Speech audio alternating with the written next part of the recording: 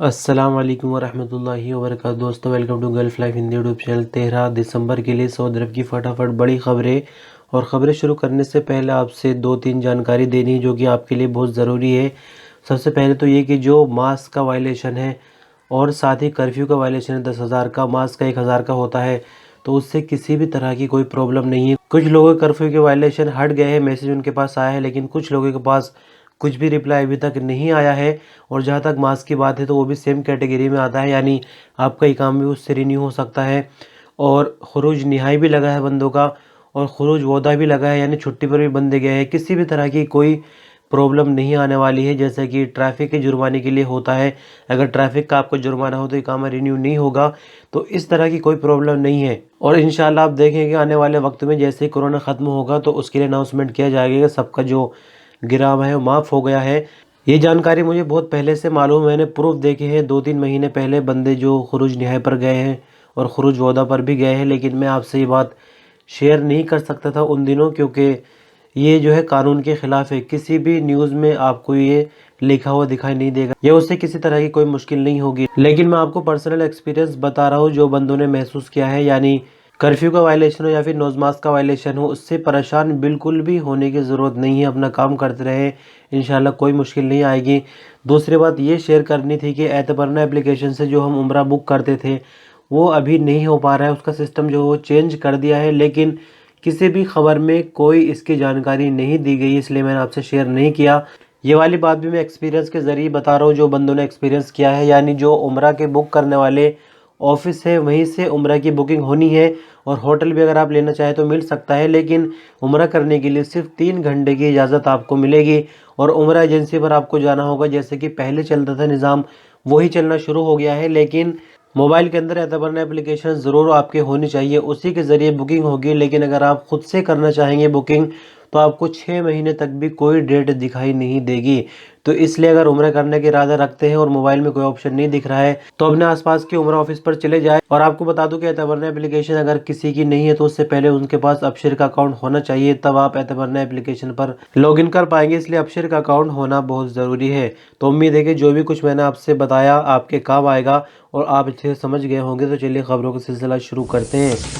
Saudi अरब में लगातार मौसम के बदलाव को देखते हुए सिविल डिफेंस ने लोगों को हाईवेज पर सफ़र करने के लिए एहतियात से काम लेने को कहा है। दूसरी तरफ मौसम विभाग ने उम्मीद जाहिर की है कि कल यानी सोमवार से जुमेरात तक सऊदी अरब के कई रीजन में बारिश की पूरी उम्मीद है। सऊदी प्रेस एजेंसी के मुताबिक मौसम विभाग ने खबर दी है कि मक्का मुकर्रमा, मदीना मुनव्वरा, तबूक, हाइल, अल जौफ, नॉर्दर्न बॉर्डर और ईस्टर्न रीजन में कहीं हल्की जबकि कुछ जगहों पर मूसलाधार बारिश होने की पूरी उम्मीद है। मौसम विभाग का आगे कहना था कि कुछ इलाकों में तेज हवा के साथ मूसलाधार बारिश की वजह से सैलाब की स्थिति भी बन सकती है। रियाज और कसीम रीजन में भी इस हफ्ते बारिश की पूरी उम्मीद है। इसलिए सिविल डिफेंस की तरफ से सभी लोगों को एहतियात बरतने के लिए कहा गया है। साथ ही कहा गया है कि ढलान वाले इलाकों पर जाने से बचें, क्योंकि वहां पर गाड़ी फिसलने का खतरा लगातार बना रहता है बारिश के दौरान। सऊदी अरब की राजधानी रियाज में पुलिस ने हुंडी का कारोबार करने वाले 5 अजनबियों को गिरफ्तार कर लिया है। इनके कब्जे से 18 लाख रियाल जब्त हुए हैं। सऊदी प्रेस एजेंसी के मुताबिक रियाद रीजन पुलिस के स्पोकमैन मेजर खालिद अल क्रेदिस ने कहा कि गिरफ्तार होने वाले 5 मुलजिम यमन के रहने वाले ये लोग हुंडी के कारोबार में शामिल थे। गिरफ्तार लोगों से जब पूछताछ हुई तो पाया गया कि 2 फर्जी कंपनियां इन्होंने सऊदियों के नाम पर खोल रखी थी और सऊदी भी इसके अंदर शामिल थे, जिन्होंने कंपनियों को अपनी नाम दिया हुआ था, जिसके जरिए सऊदी अरब से बाहर लाखों की फंडिंग किया करते थे। पूछताछ के बाद पता चला कि इस गिरोह ने 2 ठिकाने रियाद शहर के अंदर बनाए हुए थे, जहां से अपना इलीगल कारोबार चला रहे थे। ठिकानों पर छापा मारने से कुल संख्या में 18,66,708 रियाल बरामद हुए, जिनको जब्त कर लिया गया है, जो कि हुंडी का कारोबार करने से जमा की गई थी। अभी भी पूछताछ जारी है। पूछताछ पूरी करने के बाद पब्लिक प्रोसिक्यूशन के हवाले इनको किया जाएगा, जिसके बाद चालान करके अदालत में पेश किया जाएगा। कोरोना वैक्सीन सऊदी अरब में आने की खबर जो है पूरी तरह से वायरल हो गई है। अब सवाल ये बन जाता है, क्या कोरोना वैक्सीन लेने के बाद भी मास्क पहनने की ज़रूरत रहेगी या मास्क से आज़ादी मिल जाएगी? ये ऐसा सवाल है जो इस वक्त सऊदी अरब में हर किसी के मन में उठ रहा है। तो आपको बता दें कि सऊदी अरब की तैयबा यूनिवर्सिटी में वायरस के माहिर डॉक्टर यासिर अल करशी ने इसका जवाब देते हुए कहा कि वैक्सीन के बाद मास्क पहनना जारी रहेगा, लेकिन वैक्सीन के बाद भी मास्क पहनना क्यों जारी रहेगा, इस पर उन्होंने कहा कि सऊदी अरब में फाइजर कंपनी की तैयार करने वाली वैक्सीन का रजिस्ट्रेशन हो चुका है। तजुर्बे से मालूम हुआ कि जो वैक्सीन का असर है वो 90% लोगों पर होगा, 10% लोगों पर वैक्सीन का असर नहीं होगा। तो इसका मतलब ये होता है कि 90% लोग ठीक हो सकते हैं वैक्सीन से, यानी उनको कोरोना नहीं लगेगा। लेकिन जो 10% लोग हैं कंपनी के मुताबिक जिन पर वैक्सीन असर नहीं करेगी, तो उन 10% लोगों से दूसरों को कोरोना लग सकता है, इसलिए मास्क ज़रूरी होगा।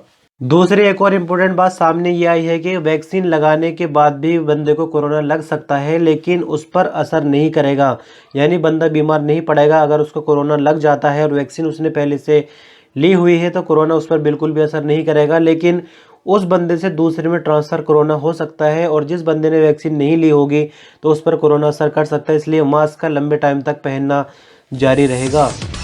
हरमैन जनरल प्रेसिडेंसी की तरफ से कहा गया है कि कोरोना की पाबंदियों के बाद उम्रा सीज़न के आगाज़ से लेकर अब तक 10 लाख औरतें उम्रा और मस्जिद हराम में नमाज बाजमात अदा कर चुकी है।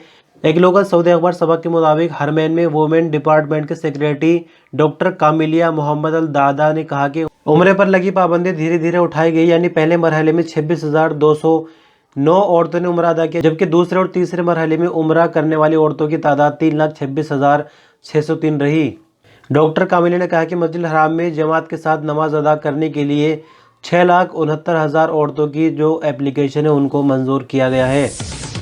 सऊदी अरब में बीते दिन कोविड-19 के केस 166 रहे, जबकि रिकवरी नई 239 रही। 13 मरने वालों की तादाद रही, यानी कुल संख्याओं में अगर देखें तो 3,59,749 कुल केस है, 3,50,347 कुल रिकवरी है, जबकि 6,036 मरने वालों की तादाद हो चुकी है। 3,366 एक्टिव केसों की संख्या रह गई सऊदी अरब में, जबकि क्रिटिकल केस इनमें से 517 है जिनका आईसीयू में इलाज चल रहा है। सऊदी अरब की ईस्टर्न रीजन में बीते 2 दिनों के अंदर बल्दिया की टीमों ने कोरोना वायरस के एसओपीज के हवाले से मार्केटों के 1300 से ज़्यादा दौरे किए हैं। सऊदी प्रेस एजेंसी के मुताबिक मिनिस्ट्री ऑफ हेल्थ की तरफ से कोरोना वायरस से बचाव करने के लिए जो एसओपीज बनाई गई है उन पर अमल को यकीनी बनाने के लिए बल्दिया की तरफ से स्पेशल दौरे किए गए हैं। बल्दिया की तरफ से रीजन भर में अलग अलग समय पर अलग अलग जगहों पर छापे मारे गए और ये जाँच करने की कोशिश की गई कि जो कोरोना के एसओपीज है उन पर अमल किया जा रहा है या नहीं। चेकिंग के दौरान 15 दुकानें ऐसी पाई गई जहां पर कोरोना के एसओपीज पर अमल नहीं हो रहा था, जिनके खिलाफ चालान किए गए, जबकि सुपरमार्केट में भी सोशल डिस्टेंसिंग को लेकर 6 वायलेशन रिकॉर्ड किए गए हैं। इसी बीच बल्दे की साफ सफाई और सैनिटाइजिंग यूनिट ने 1400 जगहों पर सैनिटाइजर का स्प्रे भी किया। ये आज के इस न्यूज़ बुलेटिन की आखिरी खबर। इस खबर में आप जानेंगे कि रातों रात किस्मत कैसे बदलती, यानी अगर कुदरती तरीके से किसी पर अमीरी आनी हो तो वो कैसे आती है। तबूक के इलाके अलवजा के समुद्र तट पर खेलते एक बच्चे को कीमती 15 किलो अंबर मिला है। आपको बता दें कि अंबर एक तरह का कीमती पत्थर होता है जिसकी मार्केट में बहुत ज्यादा वैल्यू होती है, जो कि आपको इस खबर में ही जानने को मिलेगी। महमूद अबू सालिम के मुताबिक उनके बेटे अब्दुल रहमान को समुद्र तट से तैरता हुआ कीमती अंबर मिला, जो पत्थर जैसा दिखता है। इसके छोटे छोटे टुकड़े हैं जो 3 रंगों काला, मटियाला और लाल में है। एक लोग सऊदी ऑनलाइन अखबार औकास के मुताबिक जब उन्होंने उन टुकड़ों के बारे में तहकीक करनी शुरू की, यानी खोज करनी शुरू की, तो उन्हें मोहम्मद अल हजरी ने बताया कि ये कीमती अंबर के टुकड़े हैं और जब वो इनको बेचने के लिए मार्केट जाते हैं, यानी जो उसके बिजनेसमैन होते हैं, पत्थर का व्यापार करने वाले, जब उनके पास जाते हैं तो जो दुकानदार है उन्होंने काफ़ी दिलचस्पी दिखा इसको ख़रीदने के लिए। और मार्केट में इसकी कीमत कितनी है आप सुनकर दंग रह जाएंगे। यानी जो मार्केट में लाल अंबर है उसकी कीमत 170,000 रियाल प्रति किलो है, और जो मिटियाले रंग का अंबर है उसकी कीमत 145,000 रियाल प्रति किलो है। काले रंग का अंबर है उसकी कीमत 110,000 रियाल प्रति किलो है। और कुल संख्या में अगर देखा जाए तो 15 किलो इनको अंबर मिला है, तो आप अंदाजा लगा सकते हैं कि कितना ज्यादा पैसा इनको अचानक मिल गया है। बहरहाल दोस्तों, खबरों का सिलसिला यहीं खत्म होता है। वीडियो चैनल के बारे में कमेंट करके अपनी कीमती राय जरूर दे सकते हैं। चैनल पर सब्सक्राइब कर सकते हैं, वीडियो पसंद आए लाइक कर सकते हैं, अपने दोस्तों को शेयर भी कर सकते हैं। शुक्रिया, अल्लाह हाफिज़।